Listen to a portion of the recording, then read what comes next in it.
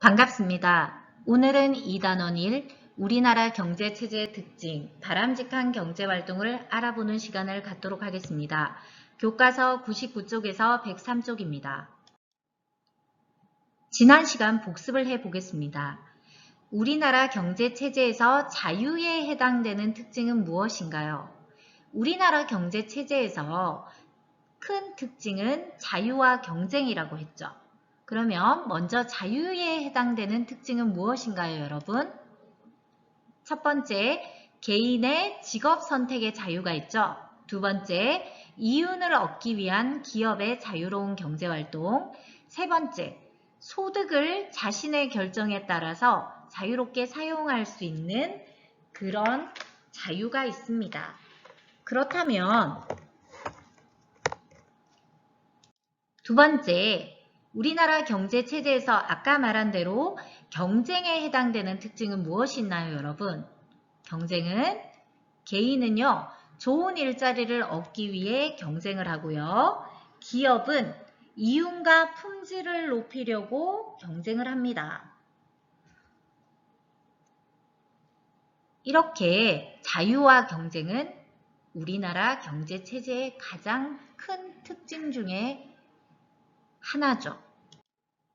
그렇다면 이렇게 자유로운 경쟁이 생활에 주는 도움은 무엇이 있을까요, 여러분? 첫 번째, 자신의 재능과 능력을 더 발휘할 수 있죠. 개인적인 입장에서는. 그리고 두 번째, 원하는 조건의 물건의 구매가 가능하고요. 세 번째는 좋은 서비스를 받을 수 있어요. 네 번째는 기술 개발로 우수한 품질의 물건을 사용할 수 있습니다. 이렇게 자유로운 경쟁이 우리 생활에 좋은 영향을 많이 주죠. 그렇다면 오늘 공부할 문제는요.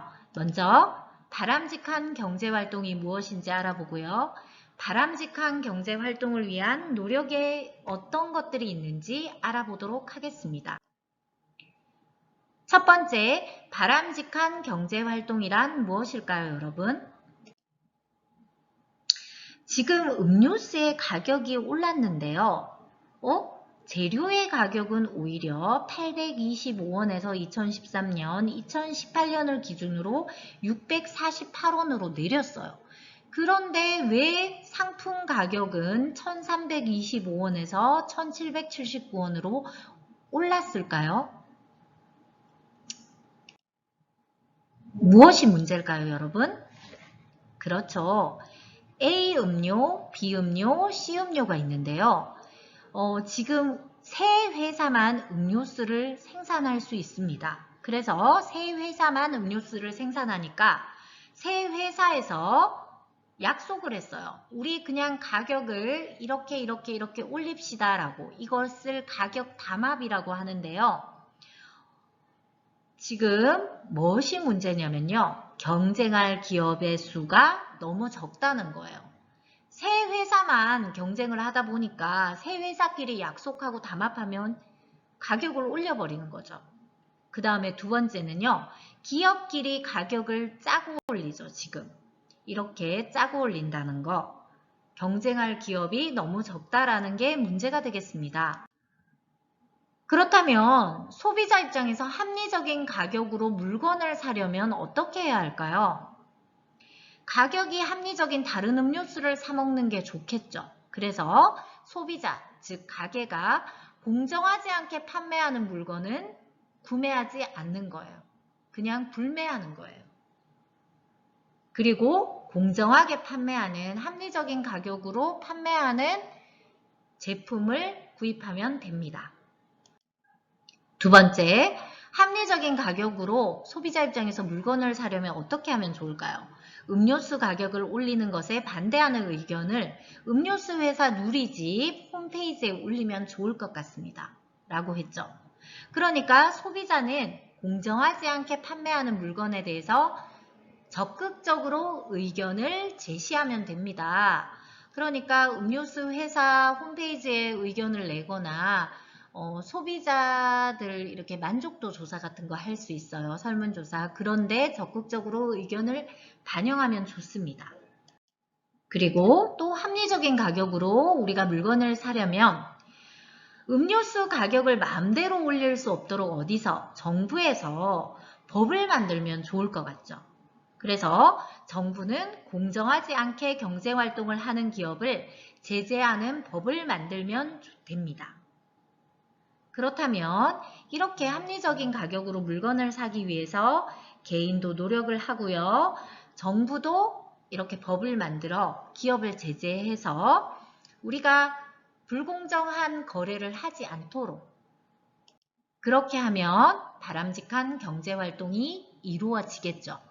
그렇다면 이렇게 바람직한 경제활동을 위한 노력에는 어떤 것들이 있을까요? 여러분들, 바람직한 경제활동을 위한 노력에는요.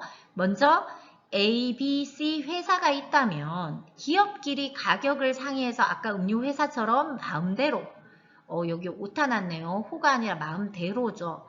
마음대로 올릴 수 없도록 감시를 하고요.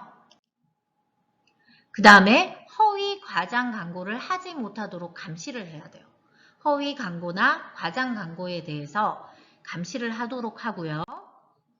그리고 독과점을 금지한다고 했는데요. 독과점이 뭔지 볼까요? 하나의 기업이 시장을 차지하고 있는 상태인 독점과 2개 이상의 기업이 시장을 장악하고 있는 과점을 아울러 이르는 말이에요.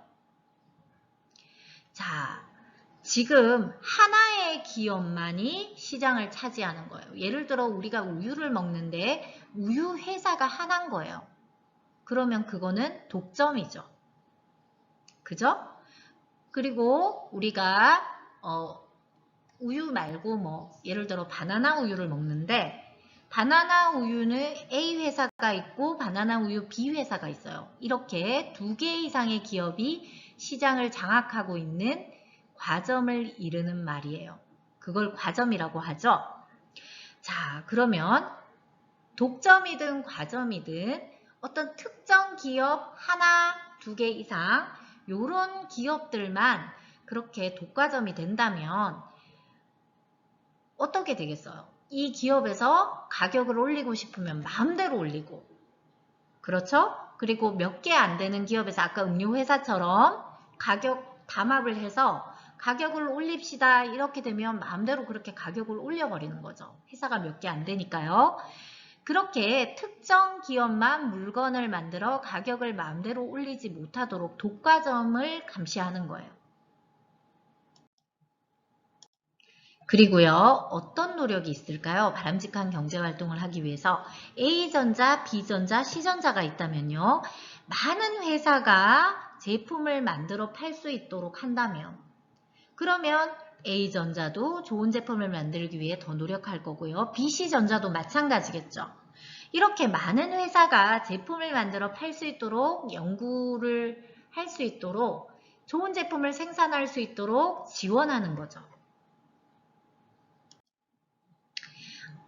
오늘 수업은 여기까지고요, 여러분. 학습 과제는요. 첫 번째, 바람직한 경제활동을 위해서 합리적인 가격으로 물건을 사려면 어떻게 해야 되는지 앞에서 선생님 설명했어요.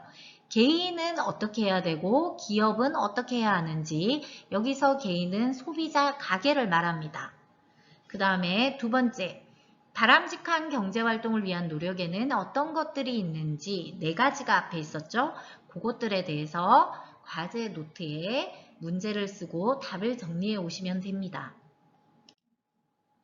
다음 시간에는요. 6.25 전쟁 이후 경제성장의 모습을 알아보도록 할게요. 오늘도 수고 많으셨습니다. 감사합니다.